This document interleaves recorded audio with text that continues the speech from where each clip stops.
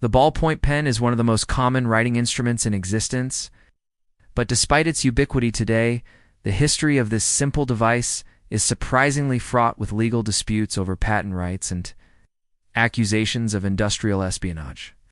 The race to perfect a working ballpoint pen involved some of the greatest scientific minds of the 20th century, including the father of modern ball bearings and the inventor of cellophane.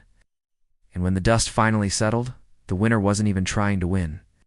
The story of the ballpoint pen actually begins with that of the fountain pen.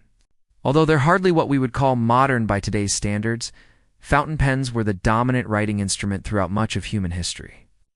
They work by feeding liquid ink from a reservoir through a narrow pipe and out of a small opening at the tip, which can be manipulated to create lines of varying widths. But while convenient, there were obvious limitations to the design. Liquid ink was notorious for leaking out of the pen and onto whatever it was you were trying to write on. Not only did this make fountain pens bulky and impractical for everyday use, but it also limited where you could use them. Writing on the go or at an angle could prove disastrous for the writer. But it wasn't just the ink that posed problems. Fountain pens are also notoriously finicky, requiring regular cleaning and maintenance. In fact, the most popular brand of fountain pens in the US at the beginning of the 20th century was marketed under the slogan, "A pen that won't leak, won't blotch, won't smear, and needs no shaving." But even these so-called safety pens required users to occasionally dip their nibs into ink bottles for a messy touch-up. For decades, these inconveniences were simply accepted as part of the price you paid for quality writing instruments. But as the Industrial Revolution churned out more and more cheap imitations of fine pens, consumers began demanding better reliability and convenience. By the late 19th century, several inventors had come up with ways to dispense with the nib altogether and still get a smooth line on paper. They replaced the tiny hole at the end of the fountain pen's writing tip with a ball bearing instead, which would spin as the pen moved across the page, leaving behind an even line of ink. This concept was patented as early as 1884, but like most patents of the time, it wasn't enforced very aggressively. See back then. Getting a patent was more about reserving the right to manufacture something than keeping others from making money off your invention. In fact, it was fairly common for multiple people to hold patents for the same basic idea. All that changed after the turn of the century when the patent system became more strictly enforced. One of the first casualties of this shift was a fellow named John Loud. He's been selling ballpoint pens since the 1880s. Now that he couldn't operate without infringing on somebody else's patent, Loud joined forces with two businessmen, and together they formed the very first ballpoint pen company. But they needed to come up with a new way of manufacturing their product before competitors swooped in and claimed the lucrative market for themselves. At the time, the only way to mass-produce ballpoint pens was to stamp the metal ball bearings used for the tips into place. But this produced an inconsistent product that didn't sell well. Their solution was to replace metal ball bearings with tiny glass spheres, which could be blown into place at the end of the pen using a hollow tube. This technique made manufacturing easier and cheaper, but it also made the pens more reliable and less prone to smudging. Still, even with their improved product, Loud and his partners needed to find a loophole in existing patents if they wanted to stay in business. That's where Laszlo Biro comes in.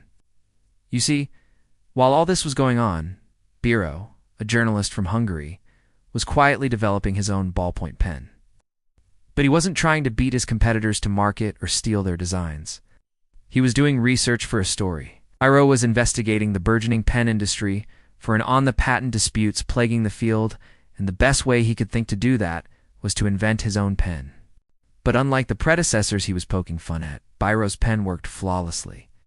His breakthrough came when he combined the glass ball bearings of the Loud pen with another recent innovation, synthetic polymers. Up until this point, the inks used in ballpoint pens were essentially just dyes suspended in alcohol. The problem was that alcohol evaporates quickly, which not only dried the ink too fast, but also prevented the ball from picking up enough ink to leave a good line on the page. Biro solved this problem by creating a quick-drying ink out of polymer, which remained liquidy but didn't evaporate like alcohol did. When combined with glass ball bearings, this ink flowed onto the page exactly as intended. Although Biro had no intention of manufacturing pens himself, he saw how well his design worked and decided to try and protect it anyway. So in 1938, he filed a patent for the world's first quick-drying ballpoint pen ink. But unfortunately for him, it was too little too late. The U.S. Patent Office determined that Biro-S ink was essentially the same as the stuff already being sold by Loud and his partners. So his patent was denied on the grounds that it wasn't novel. What's more, Biro's publicity-seeking had brought him to the attention of those very same businessmen, who wasted no time filing a patent of their own for the world's first commercial ballpoint pen. And to add insult to injury, they offered Biro a position at their company, which he accepted. It seemed that despite inventing the world's first commercially viable ballpoint pen, Biro wouldn't be remembered for his contribution. But as World War II raged on, people inside and outside the pen company began to take notice of the ink in Biro's personal stash. See, the wartime shortage of metal meant that glass containers of all kinds were becoming scarce. That's why everyone was surprised when Biro turned up at work one day with a fresh batch of ink, claiming that he'd figured out how to package it in metal tubes. It was a bold claim since the metal parts of the ballpoint pen were traditionally sealed in place with molten wax, a technique that didn't lend itself to recycling. And although Biro's colleagues were skeptical, they soon realized that he was telling the truth. Eager to expand the market for their pens, the company executives sent Biro to Paris to meet with packaging specialists and set up production. But the moment Biro stepped off the boat, he was met by representatives from a major American corporation, who heard rumors of his work and offered him a deal. They wanted him to start his own ballpoint pen company and market it under their brand name, which would guarantee international distribution.